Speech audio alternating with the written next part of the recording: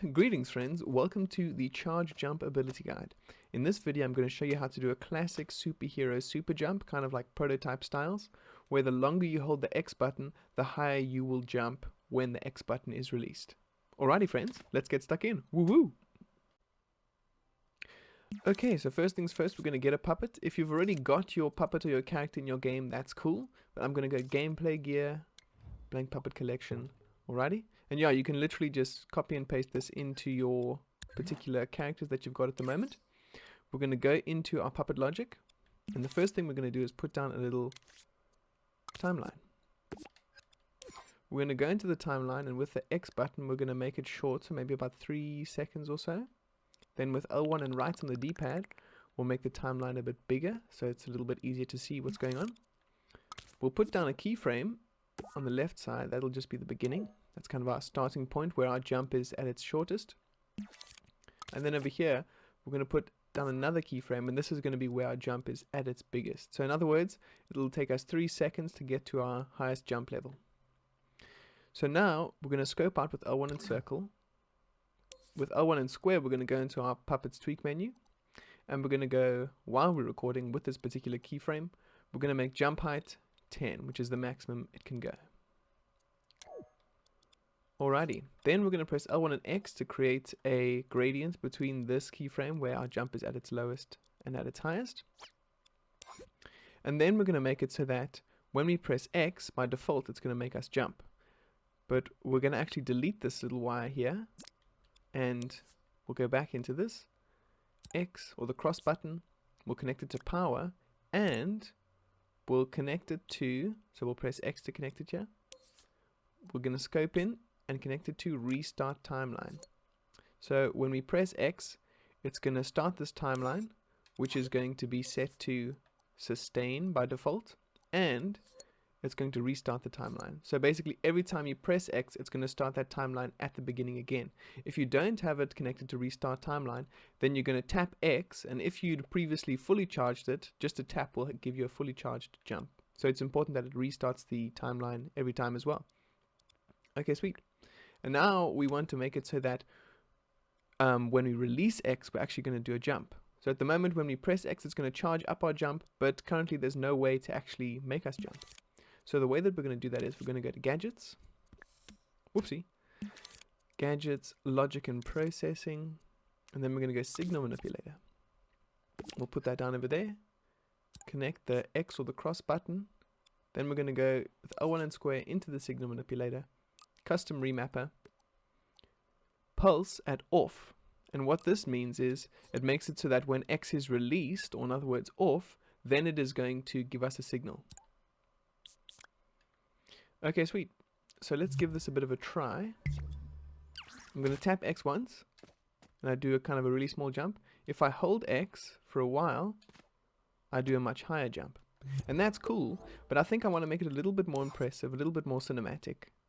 And I'm going to go, so make it that when I do this keyframe, I'm going to make it so that he does kind of a cool crouch, like charge sort of a vibe. Maybe throws a leg back, you know, bit of a flex. And you can have so much fun with this, friends. Alrighty, and you get like this, bit of a bend in the toe, you know what I mean? So we can also get a better idea of where they are in the timeline and how high the jump's going to be. So if we just tap X, we do a small one. If we hold X, they go into a little position and...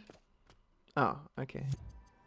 One thing we must actually do is we must make sure that if, as you saw there, while I was holding X, it sort of went to the end of the timeline and then there was a bit of a stop. What we've got to do if that happens is press X at the end of the timeline and make it so that you can't go any more to the left. So basically what that means is this final keyframe, when it's sustaining, it's going to stay on that keyframe. If there's even a little bit of time after the keyframe, then it's going to play and it's going to sustain. In other words, it's going to stay on a spot where there isn't any keyframe. So you make it go to the left as far as possible. Now let's try this again. So I'm holding X, and now I'm holding X, And even if I don't press it, he's going to stay in that pose until I release X, upon which time, woohoo, we'll do an epic jump. Alrighty, friends. Something else that you might notice is a little bit of a bug fix for your games is if you're holding X while you're moving, it might do a bit of like a semi-animation, which could look kind of weird.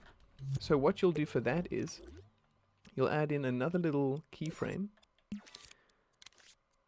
So we'll go animate, keyframe, then we'll put down another one,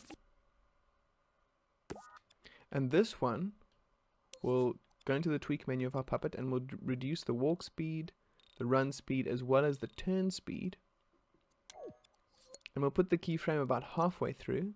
We'll create a little bit of a gradient, or a blend is the technical term, and then we'll increase the size of this keyframe so that it goes to the very end.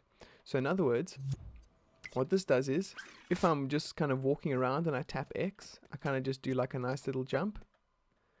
But if I hold X, I'm going to slow down, get into position, and then jump.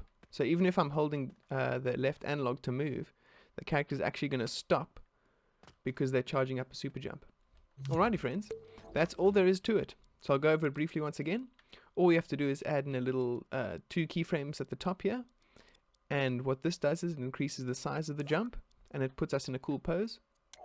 Then I made it so that when we press X and we hold it, it's going to eventually slow us down and stop us from moving, so that as we charge up the jump, we can't actually keep moving while it's fully charged. Then to make it so that we have a press and release system, or a charge and release system, we connect the X button, or whatever button you like, to the signal manipulator, set it to custom remapper, edge mode is pulse at off, and we connect that to jump. Nothing too fancy here, no bells and whistles, friends. That's all there is. You can do this with like a grenade throw ability, you can do it with like a super punch ability, basically any ability that needs a charge, you can use this really simple system. Alrighty, friends, I hope it helped. Catch you on the flip-flop. Peace out! Hey, thanks for watching, friends. I just want to give a massive shout out to my Patreon patrons, or as I like to call them, the Mean Knights. Thank you so much, Tap Giles. Ooh, thanks so much, Tap Sensei. Whoop whoop whoop. And Salt Levels Max, my first patron. Ah, ye. Friends, if you want to support your boy and get access to some bonus content, consider becoming a patron. Thanks for watching, friends. Peace out!